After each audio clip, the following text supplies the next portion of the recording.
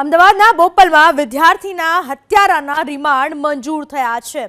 કોર્ટે વિરેન્દ્રસિંહ પઢિયારના 11 દિવસના રિમાન્ડ મંજૂર કર્યા છે।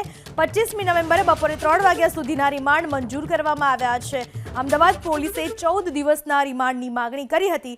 રિમાન્ડ માટે પોલીસે 10 મુદ્દાઓ રજૂ કર્યા હતા। આ મુદ્દાઓના આધારે કોર્ટે 11 દિવસના રિમાન્ડ મંજૂર કર્યા છે। વિરેન્દ્રસિંહના આ એ શખ્સ છે કે જેણે બોપલમાં એક વિદ્યાર્થીની સરેઆમ હત્યા કરી નાખી હતી। માયકાનો વિદ્યાર્થી હતો જે હોસ્ટેલમાં રહીને અભ્યાસ કરતો હતો, જેની હત્યા કરી નાખવામાં આવી હતી અને એ પણ નાની અમથી વાતમાં।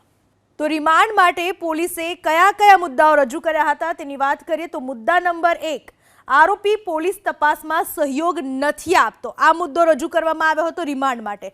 બીજો મુદ્દો, અગાઉ પણ આ આરોપી સામે ગુનો નોંધાયેલો છે, સાથે જ ગુના સમયે જે કપડાં પહેર્યા એ પણ પરત મેળવવા જરૂરી છે, કારણ કે કપડાં બદલીને આ ત્યાંથી બારોબાર નીકળી ચૂક્યો હતો। પંજાબમાં કોણે આશરો આપ્યો, કોણે મદદ કરી, એની તપાસ કરવી પણ જરૂરી છે। આ મુદ્દાનો સમાવેશ કરવામાં આવ્યો હતો રિમાન્ડની માગણી માટે। તો ગુનામાં અન્ય કોઈ સંડોવાયેલું છે કે કેમ તેની પણ તપાસ કરવી એટલી જ જરૂરી છે। સાથે કોલ ડિટેલ પણ મેળવવા મહત્વના છે, એટલા માટે આ તમામ મુદ્દાઓ જરૂરી છે। રિમાન્ડ દરમિયાન આ તમામ મુદ્દાઓનો ખુલાસો થઈ શકે છે।